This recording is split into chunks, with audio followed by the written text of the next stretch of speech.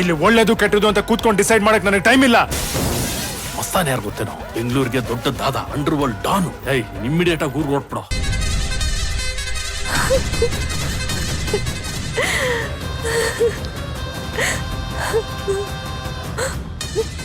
ನೋಡ್ದೇನೆ, ನೋಡ್ತೀಯಾ ನಾನೊಬ್ಳು ಒಂಟಿ ಆಗ್ಬಿಟ್ಟಿದ್ದೀನಿ. ನನಗೆ ಹೇಳೋರು ಕೇಳೋರು ಯಾರೂ ಇಲ್ಲ ಅಂತ. ನಿನ್ ತಂಗಿ ಬಾಳಲ್ಲಿ ಎಲ್ರೂ ಸೇರಿ ಯಾವ ತರ ಆಟ ಆಡ್ಬಿಟ್ರು ನೋಡ್ದೇನೆ, ನೋಡ್ದೇನೆ ನೋಡಿ.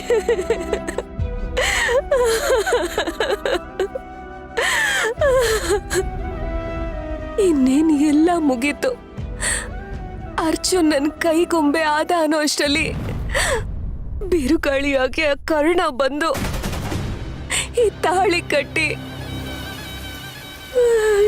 ಎಲ್ಲ ಬುಡಮೇಲ್ ಮಾಡ್ಬಿಟ್ಟ ಅಕ್ಕ, ಎಲ್ಲ ಬುಡಮೇಲ್ ಮಾಡ್ಬಿಟ್ಟ.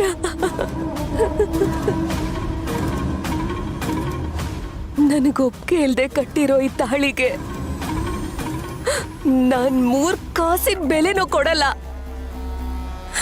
ಇದನ್ನಲ್ಲೇ ಕಿತ್ತು ಅವನ್ ಮುಖದ ಮೇಲೆ ಬಿಸಾಕಿ ಬಾಯಿ ತುಂಬಾ ಬೈದು ಬಂದ್ಬಿಡೋಣ ಅನ್ಕೊಂಡೆ.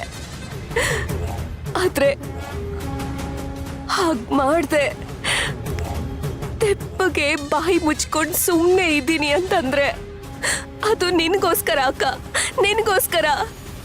ನಿನಗ್ ಮಾತು ಕೊಟ್ಟಿದ್ದೀನಿ ಅನ್ನೋದಕ್ಕೋಸ್ಕರ. ಇಲ್ಲಿಂದ ಹೊರಗೆ ಹೋಗಕ್ಕೆ ನನಗೆಷ್ಟು ನಿಮಿಷದ ಕೆಲ್ಸ ಅಕ್ಕ. ಆದ್ರೆ ಹಾಗ್ ಮಾಡಿದ್ರೆ ನಾನ್ ಇವ್ರಗಳ ಮೇಲೆ ಅದ್ ಹೇಗಕ್ಕ ಸೇಟ್ ತೀರಿಸ್ಕೊಳ್ಳಿ? ನಾನಿಲ್ಲೇ ಇದ್ಕೊಂಡು ನನಗ್ ಬೇಕಾಗಿರೋ ಕಾರ್ಯಗಳನ್ನೆಲ್ಲ ಸಾಧಿಸ್ಕೋಬೇಕು. ಅದ್ ಬಿಟ್ಟು ಹೊರಗಡೆ ಹೋದ್ರೆ ಇದ್ಯಾವುದು ಸಾಧ್ಯ ಇಲ್ಲ.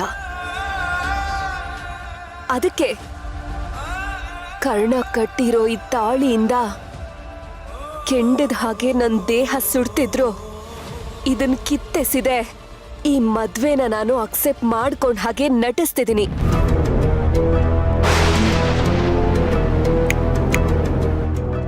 ಇನ್ಮೇಲೆ ನೀನ್ ನೋಡಕ್ಕ, ಕರ್ಣ ಮಾಡಿದ ಈ ತಪ್ಪಿಗೆ ಈ ಮನೆಯವ್ರು ಎಲ್ರೂ ಯಾವ ರೂಪದಲ್ಲಿ ಬೆಲೆ ಕಟ್ತಾರೆ ಅಂತ. ಈಗ ನನ್ ಸೇಡಿನ ಜ್ವಾಲೆ ಮೊದ್ಲುಗಿಂತ ಹೆಚ್ಚಾಗಿ ಉರಿಯಕ್ ಶುರು ಮಾಡಿದೆ ಅಕ್ಕ. ಒಬ್ಬೊಬ್ರು ಬಲಿ ಹಾಕಕ್ ಕಾಯ್ತಾ ಇದೆ. ಈ ಮನೆ ಸ್ಮಶಾನ ಆಗೋದಕ್ಕೆ ಕೆಲವೇ ದಿನಗಳಕ್ಕ, ಕೆಲವೇ ದಿನಗಳು.